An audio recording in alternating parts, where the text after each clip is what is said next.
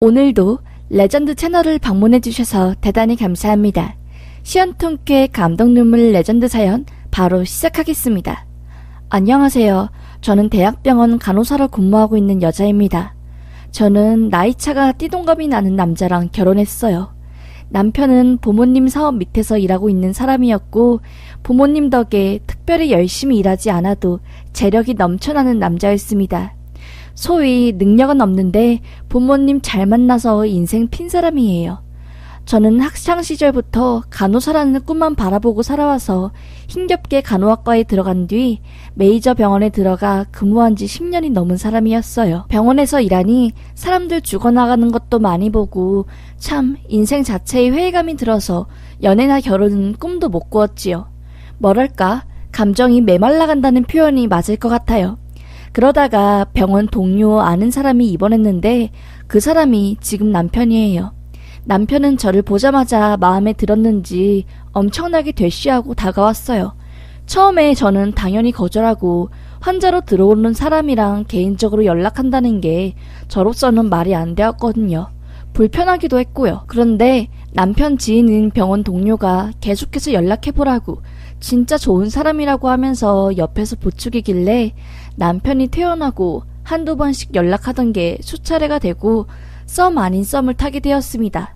사실 제가 3교대하고 너무 피곤해서 바빠서 연락 못하는 순간도 많았고 약속 취소하는 날도 많았는데 한 번도 불평불만 없이 저를 기다려주고 제가 피곤하면 죽이랑 이것저것 사와서 아빠처럼 날 대해주는 그 모습에 제가 반했던 것 같아요. 지금 생각해보면 그저 나이 많은 남자가 능수능란하게 여자를 다룬 것인데 저는 꼴딱 그 모습에 넘어간 거였죠. 그렇게 저는 자상함과 섬세함 그리고 듬직함에 빠져서 결국 연애에서 결혼까지 꼴이 나게 되었습니다. 처음 신혼 1년 때에는 몰랐어요. 남편이 소름 끼치는 실체를요. 워낙 돈 많은 집안에서 오냐오냐 키우고 기와하게 자라서 그런지 할 줄 아는 게 아무것도 없었어요. 제가 배고파서 라면 좀 끓여달라고 하면 사골국 끓이는 엄청나게 큰 통이 있죠. 거기다가 무슨 물을 대야만큼 넣은 다음에 라면 딱 2개를 넣어요. 라면 국물이 빨간 게 아니라 그냥 물 1리터에 빨간색 국물 10방울 정도 떨어뜨린 그 정도? 한강 국물 라면이었습니다. 어처구니가 없어서 이게 상식적으로 말이 되는 거냐고. 끓이기 싫으면 그냥 말하라고 하니까 진짜 자기는 라면 한 번도 끓여본 적이 없다고 몰랐다고 하면서 딱 잡아떼는데 그때부터 정이 떨어지더라고요.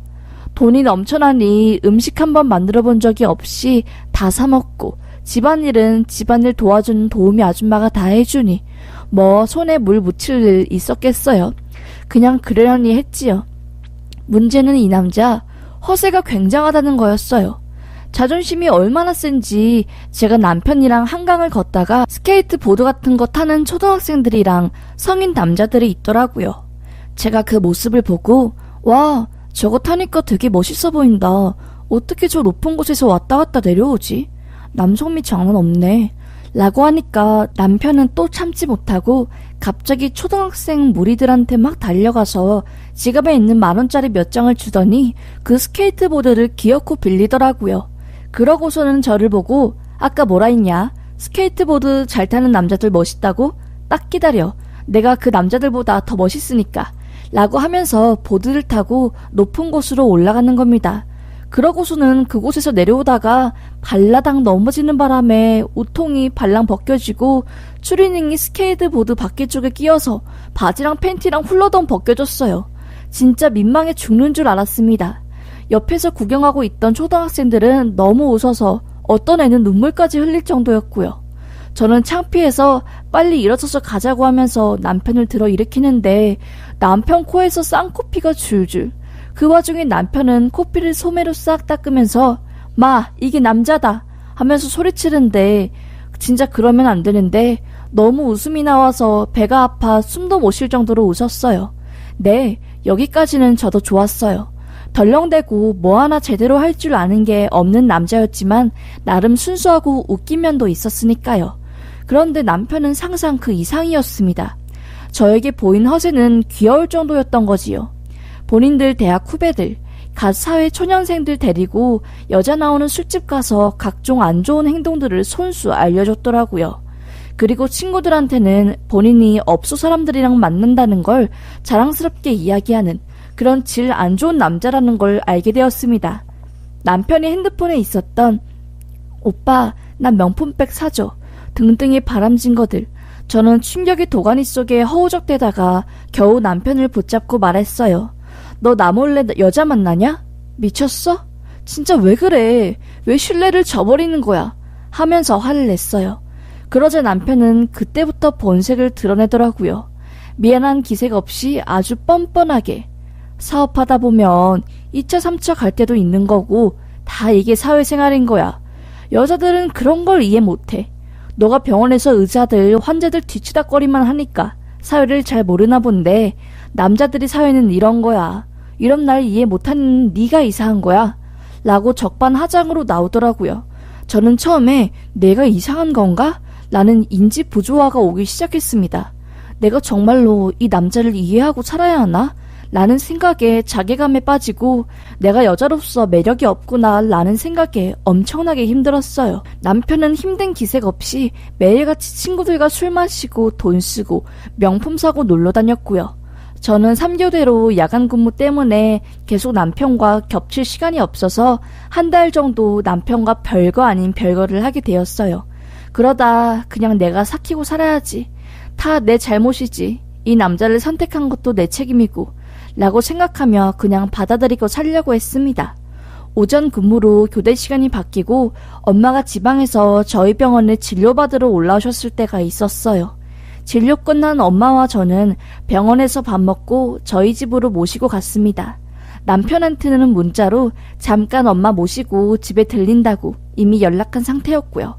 그런데 제 번호를 차단해서 그런지 확인을 안 했더라고요. 그냥 그런가 보다 하고 저는 엄마가 버스 타고 내려가시기 전에 잠깐 집에 모셔서 조금이라도 편하게 쉬게 해드리고 싶은 마음이었어요. 그런데 집에 비밀번호를 누르고 들어간 순간 거실에는 술병이 무지막지하게 깔려 있었고 안방에는 외간 여자가 남편과 함께 누워서 잠들어 있더라고요. 엄마랑 저는 완전 벙쪄서 이게 무슨 짓인가 하고 어벙벙했고요. 누워있던 여자가 화들짝 깨서 이불로 지 몸을 가리더니 자고 있던 남편을 흔들어 깨우대요. 술에 취해 몸도 못 가눌 정도로 쩔어있는 남편은 신경질을 팍 내면서 왜 깨우냐고 하다가 소리치다 절 발견했는지 급하게 윗옷을 입으며 말하더라고요. 당신 근무 시간 바뀌었어? 이 시간에 원래 집 안 오잖아. 뭐야 어떻게 된 거야? 라며 말을 더듬더라고요. 저는 말했죠. 당신 정말 해도 너무한다. 내가 보낸 문자 못 봤어? 진짜 뭐한 짓이야 이게. 그럼 내가 그동안 야간 근무하고 있을 때 맨날 여자 데리고 온 거야? 진짜 질린다 너. 너 왜 그러니? 너가 그러고도 사람이야? 나이값 좀 해. 짐승도 아니고 진짜. 그거에 미쳐서 사는 사람이니 너? 하면서 막말을 퍼부었어요. 제가 짐승이라는 말에 발끈한 남편은 뭐라 했어? 하면서 소리를 지르며 저한테 무섭게 다가오더라고요. 그때 거실에서 발 동동 구르며 기다리고 있던 엄마가 안방으로 뛰어들어와 남편 싸다구를 날렸습니다. 자네 이게 뭐하는 짓인가? 자네 사람인가? 내 딸 앞에서 바람피는 장면을 들키면서도 이렇게 뻔뻔하게 구는 게 사람이냔 말이다. 돈이 암만 많으면 뭐해. 짐승 개 소보다 못한 놈인데 라며 울먹거리셨어요. 차라리 나 혼자 이 광경을 목격했으면 그나마 나았을 텐데 엄마한테까지 이 현장을 보게 하다니 더 속상하고 너무 힘들더라고요. 엉망의 등장에 화들짝 놀란 남편은 어쩔 줄 몰라 하다가 술이 덜 깬 건지 오히려 당당하게 나가더라고요. 장모님, 죄송한 말이지만 솔직하게 한 말씀 드리겠습니다. 따님, 가난한 집안에서 태어나 의사 종노릇하는 간호사 직업을 가진 여잔데 저 만나서 인생 핀 거 아닙니까? 따님 재력으로는 상상도 못할 좋은 집과 차, 그리고 풍요로운 경제생활을 하면서 저한테만 뭐라고 하는 건 아니지요. 하면서 말을 꺼내는데 기가 막히더라고요. 누가 보면 제가 남편 재력 이용해서 펑펑 쓰고 다니는 줄 알겠더라고요. 엄마는 그 소리를 듣고 눈이 완전 뒤집혀져서 옆에 있는 물건 다 던져버리고 저는 들고 있던 약봉지로 남편 얼굴을 강타했습니다. 그러고서는 다시는 얼굴 보지 말자고, 죽어서도 마주치지 말자고 하며 온갖 욕과 함께 분을 풀고 집 밖으로 나왔어요. 저는 집에서 나오자마자 엄마한테 미안하다고, 이런 모습 보여주게 해서 정말 죄송하다고 하며 엉엉 울고, 엄마는 네 잘못 아니야, 절대 기죽지 말고 저딴 놈이 비정상이야 하며 약해지지 말자고 하며 저를 꼭 안아주셨어요. 너무 힘들었습니다. 저는 겨우 엄마를 터미널까지 데려다드리고 병원으로 들어갔어요. 그날 눈물 범벅이 된 채로 병원 숙직실에서 밤을 지새웠습니다. 그렇게 저와 남편은 그날 이후부터 별거에 들어가게 되었습니다. 저는 당장이라도 이혼하고 싶었지만 남편 쪽 집안의 반대가 너무나 심했어요. 시댁 쪽은 어디서 이혼이라는 말을 들먹이라고 하며 집안에 이혼이라는 먹칠할 생각 꿈에도 꾸지 말라며 말렸고요. 저는 이혼이고 자시고 일단 이 남자랑 얼굴 안 보고 사는 게 목표였기 때문에 별거 하는 거 자체로 그냥 좋았습니다.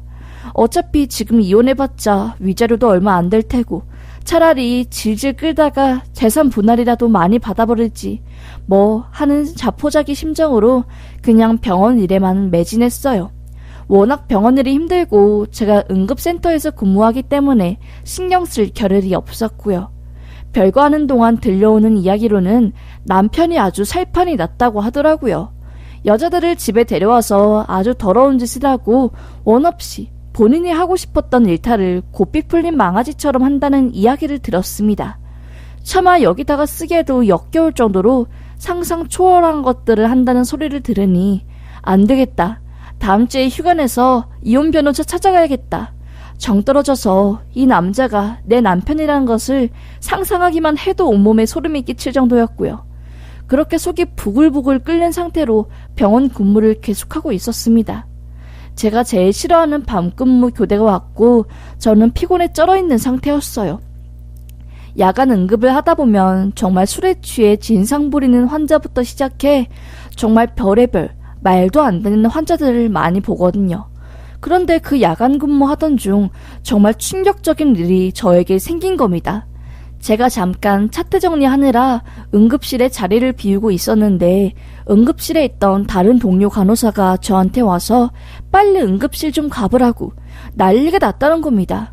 저는 무슨 일이냐고, 도대체 왜 그러냐고, 왜 이렇게 식은땀을 흘리냐고 물었더니 한 남자가 복상사를 해서 실려왔다는 겁니다. 그러니까 관계 도중 혈압이 빠르게 상승해서 심장마비로 죽은 그런 복상사한 사람이 왔다는 거죠. 저는 말했죠. 응급실에서 별의별 사람이 다 오는데 복상사가 뭐 그렇게 대단한 일이라고 나까지 부르냐면서 말했어요. 그러자 동료 간호사는 우물쭈물하며 말을 못 잇는 겁니다. 저는 왜 그렇게 답답하게 있어? 라고 하며 그 간호사한테 차트를 맡기고 응급실로 내려가 상황을 파악하러 갔어요. 복상사한 남자 근처에 의사선생님들과 사람들이 몰려 있었고 저는 상황을 파악하러 갔지요. 그런데 제가 나타나자마자 거기 있던 사람들이 전부 저를 쳐다보고 막 손으로 입을 가리고 엄청 놀라는 겁니다. 무슨 일이지? 왜 그러는데? 하면서 그 복상사한 남자한테 가서 얼굴을 본 순간 저는 너무 놀라서 주저앉았어요. 복상사한 남자는 제 남편이었습니다. 평소에 고혈압과 심장 쪽에 문제가 있었던 남편이 술을 엄청나게 많이 마시고 집에서 여자들을 불러다가 그 짓을 하다가 심장마비가 오고 구급차에 실려온 거였어요.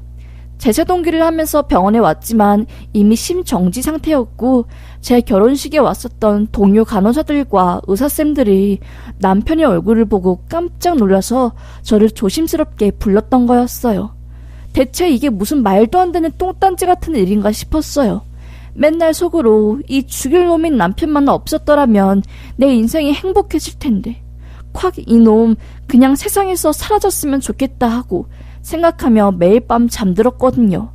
정말 이렇게 남편이 갈 줄은 생각도 못했습니다. 눈물도 안 나고 그냥 죽어서까지 이렇게 사람 개창피 주면서 가는구나 싶었어요. 소식을 듣고 달려온 시댁 식구들은 제 얼굴을 보자마자 니년 때문에 내 아들이 죽었다면서 머리채를 잡더라고요. 저는 시어머니 손목을 딱 잡으면서 말했습니다. 어머님 아들은 저 때문에 간 게 아니라 지 욕정 때문에 지가 무덤을 판 거예요. 세상에, 안에 있는 남자가 다른 여자도 아니고 다른 여자들이랑 그 짓을 하다가 복상사를 했는데 그걸 왜 며느리 탓하세요? 저보고 독한 여자라고 하지 마세요. 저라고 이럴 줄 알았나요? 그리고 이 시간 이후로 제 몸에 털끝 하나라도 더 대시면 경찰에 신고합니다. 추한 짓은 적당히 하세요. 저도 당하고만 있지 않아요. 하면서 선을 그었어요. 복상사라고 정확히 말해주니 시어머니도 창피한지 깨갱하면서 남편 옆에 가 엉엉 울기만 했고요. 결국 남편은 세상 허무하게 그렇게 세상을 떠났습니다. 슬프지도 않고 좋지도 않고 정말 오히려 허무하더라고요. 어떻게든 복수하고 싶었는데 별 힘들릴 필요도 없이 본인이 이렇게 알아서 가다니 할 말이 없었습니다. 남은 저만 곤란해졌어요. 병원 전체에 제 남편이 복상사했다고 소문이 쫙 퍼졌고 저는 도저히 거기서 근무할 수가 없게 되었습니다. 결국 저는 고향으로 내려가 고향에 있는 대학병원으로 이직하게 되었어요. 남편의 사망으로 인해 받은 남편의 재산으로 허름한 집에 사는 엄마에게 집을 사드리고 저는 그곳에서 출퇴근을 하고 있네요. 그렇게 저한테 한 푼 주기 싫어서 이혼 안 하려고 뻗팅기던 남편이 결국엔 지 재산 탈탈 몽땅 저한테 준 꼴이 되었네요. 욕심부리고 못되게 굴면 최후는 이런가 봅니다. 저는 솔직히 말하면 나쁜 놈이 더 잘 산다고 생각했었는데 남편 꼴을 보니 꼭 그런 것만은 아니네요. 마냥 좋아할 수도 없는 게 남편 때문에 그동안 소갈이하고 엄마 마음 속 썩인 거 생각하면 아직도 마음이 시큰거리거든요. 어쨌든 이제는 그냥 과거 다 잊어버리고 새 삶을 살려고 합니다. 제 이야기 들어주셔서 감사합니다.